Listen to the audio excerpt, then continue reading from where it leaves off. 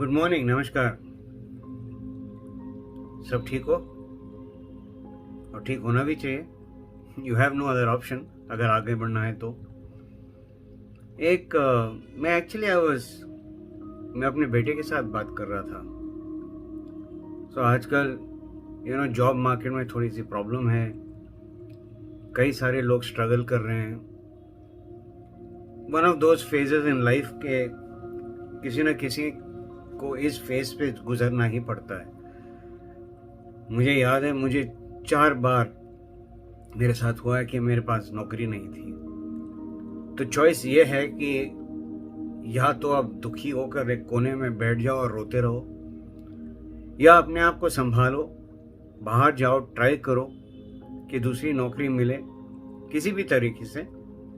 Contacts, references, अपने CV पे काम करना, लोगों को जाके मिलना, एक ही फोकस कि आपके अंदर वो काबिलियत है और आप कहीं ना कहीं आपको एक नौकरी मिल ही जाएगी। यस, क्या वो नौकरी आपके लिए बनी है, क्या आपको वो सूट करती है, वगैरह वगैरह, ये सारे सवाल आएंगे। लेकिन इम्पॉर्टेंट चीज़ ये है कि आपको एक टेलर मेड 100% फिट नौकरी चाहिए, या आपको एक नौकरी चाहिए जिसके जरिए आपके टेबल पे रोज खाना आता है, आपको पीस ऑफ माइंड मिलता है और रात को आप ढंग से सो सकते हो। तो ये एक चॉइस है। मैंने कई लोगों को देखा है कि वो एकदम मकड़े आते हैं कि नहीं मुझे यही चाहिए क्योंकि मेरी ये की काबिलियत है, मैं इस पोजीशन में हूं, उस पोजीशन में हूं, लोग क्या समझेंगे, ब्ला ब्ला ब्ला ब्ला ब्ला। भाई एक ही सवाल है, क्या वो लोग जिसके बारे में आप फोकस करते हो वो आपको खाना खिलाएंगे, आपको पनाह देंगे, फीड करेंगे, क्लोथ करेंगे? नहीं ना, आप ही को करना पड़ेगा। So what is more practical कि आपके पास कोई नौकरी हो फॉर द टाइम बिंग, एक टेम्पररी फेज, क्योंकि इनकम आनी चाहिए। उससे आपका कॉन्फिडेंस भी बना रहेगा और आप आगे बढ़ते रहोगे टिल सच टाइम कि आपका जो कस्टमाइज्ड नौकरी है वो आपके हाथ लग जाए। सोचने वाली बात है। क्वालिफिकेशंस हैं जरूर, एक्सपीरियंस है जरूर, बट सिचुएशन नहीं है आपके लिए। सो क्या करोगे? कोई आपको थाली में परोस के तो नहीं देगा, करना तो आप ही को है। तो ये चॉइस है कि आप अपने ईगो को कंट्रोल में रखो, अपने आप को थोड़ा नीचे करो और एक नौकरी ऐसे लो जिसमें आप अपनी काबिलियत दिखा सकते हो, आपका एक्सपीरियंस काम आए और आप आगे बढ़ सकते हो टिल सच टाइम कि आपके सर्च के दौरान वो नौकरी मिले जो आपके लिए सूटेड हो।